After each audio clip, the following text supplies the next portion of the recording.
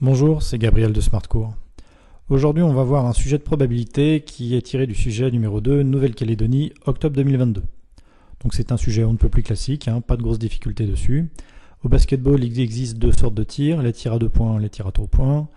Stéphanie s'entraîne au tir. On dispose des données suivantes. Un quart de ces tirs sont des tirs à 2 points, et parmi eux, 60% sont réussis.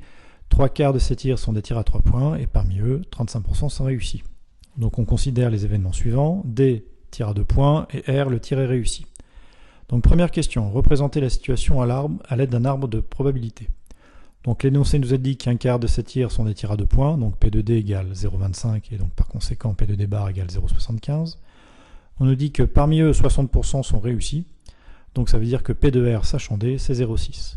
Et ainsi de suite, et on reconstitue comme ça l'arbre de probabilité. Question B, calculer P de D bar inter R. Donc P de D bar inter R, c'est P de D bar fois P de R sachant D bar, c'est-à-dire 0,75 par 0,35, ce qui est égal à 0,2625. Question C. Démontrer que la probabilité que Stéphanie réussisse un tir est égale à 0,4125. Donc là, en fait, on cherche la probabilité de R, de l'événement R. Donc, D et D bar forment une partition de l'univers. Donc, d'après la formule des probabilités totales, on a P de R égale P de R inter D plus P de R inter D bar. Ce qui nous fait 0,25 par 0,6 plus 0,75 par 0,35. Et au final, on trouve bien 0,4125. Question D. Stéphanie réussit un tir. Calculez la probabilité qu'il s'agisse d'un tir à 3 points. Donc là, ce qu'on nous demande de calculer, c'est P de D bar sachant R, ce qui est égal, d'après la formule des probabilités conditionnelles, à P de D bar inter R sur P de R. Je vous rappelle que s'il y a un doute sur la probabilité à chercher, en fait, vous avez deux choix. Soit vous calculez P de D bar sachant R, soit vous calculez P de R sachant D bar. Alors, comment distinguer l'un de l'autre? En fait, c'est très simple. Sur une question D, là, sur un sachant que, on ne va pas vous demander P de R sachant D bar. Pourquoi? Parce que R sachant D bar, vous l'avez directement. C'est 0,35. Donc on ne va pas vous demander quelque chose qu'on calcule et qu'on voit immédiatement, enfin qu'on n'a même pas à calculer, mais qu'on voit immédiatement sur l'arbre. Donc là, il n'y a pas d'ambiguïté, c'est bien P de D bar sachant R. Donc ça nous fait 0,2625 sur 0,4125, ce qui nous fait environ 0,64. Partie 2. Donc Stéphanie réalise à présent une série de tirs à 3 points, de 10 tirs à 3 points. On note X, la variable aléatoire qui compte le nombre de tirs réussis, et on considère que les tirs sont indépendants. On rappelle que la probabilité que Stéphanie réussisse un tir à 3 points est égale à 0,35. Donc là, clairement, on est dans la partie loi binomiale. Petit a, justifier que A suit une loi binomiale, préciser ses paramètres. Donc, on considère l'expérience aléatoire, Stéphanie réalise un tir à 3 points. Stéphanie répète 10 fois cette expérience de manière identique et indépendante. Stéphanie réussit son tir à 3 points ou ne le réussit pas. Et la probabilité que Stéphanie réussisse son tir est égale à 0,35. Donc, X suit bien une loi binomiale de paramètres n égale 10 et P égale 0,35. Question B. Calculer l'espérance de X et interpréter le résultat dans le contexte de l'exercice. Donc, l'espérance de X comme X suit une loi binomiale, c'est très simple, c'est n fois P, c'est-à-dire 10 fois 0,35, c'est-à-dire 3,5. Alors, dans le contexte de l'exercice, cela signifie que Stéphanie réussira en moyenne, je rappelle, on assimile l'espérance à la moyenne, 3,5 tirs à 3 points sur 10 tentatives, ou plus précisément 7 tirs sur 20.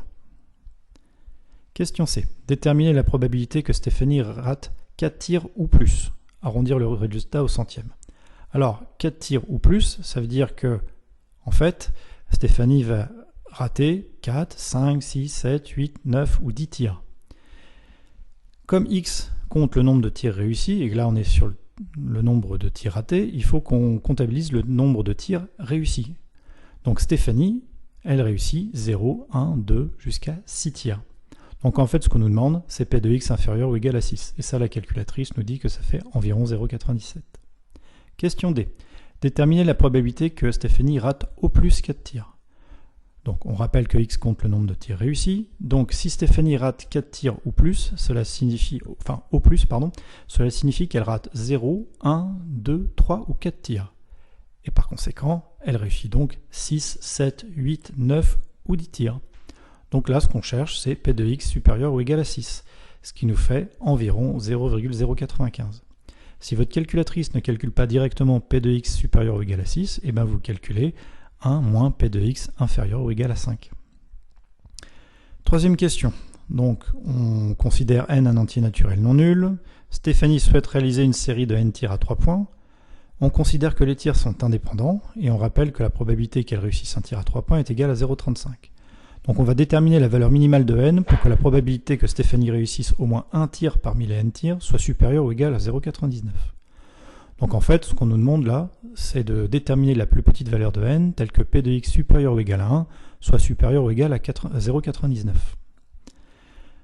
P de x supérieur ou égal à 1, c'est égal à 1 moins P de x inférieur ou égal à 0. P de x inférieur ou égal à 0, c'est P de x égale 0, puisque le seul entier naturel inférieur ou égal à 0, c'est 0. Pour P de x égale 0, on connaît une formule, on va appliquer la formule, c'est n0 fois 0,35 puissance 0 fois 1 moins 0,35 puissance n moins 0. n0, ça fait 1, 0,35 puissance 0, ça fait 1 également, et 1 moins 0,35, ça fait 0,65. Donc on arrive à 1 moins 0,65 puissance n supérieur ou égal à 0,99.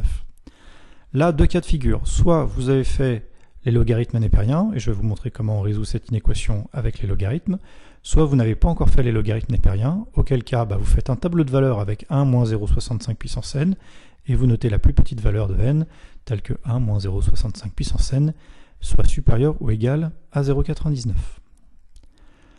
Donc, je poursuis sur les logarithmes. Donc je passe le 0,99 à gauche et le moins 0,65 puissance n à droite. Je calcule, 1 moins 0,99, ça fait 0,01, et là j'applique la fonction logarithme. Donc la fonction logarithme népérien étant strictement croissante sur r plus étoile, je ne change pas le sens de l'inégalité. Ensuite j'applique mes formules, ln de 0,65 puissance n c'est égal à n ln de 0,65, puis je divise par ln de 0,65, et comme 0,65 c'est compris entre 0 et 1, ln de 0,65 c'est négatif, donc je change le sens de l'inégalité. ln de 0,01 sur ln de 0,65 c'est environ égal à 10,7. Donc la valeur minimale de n recherchée est l'entier qui est supérieur, c'est-à-dire 11.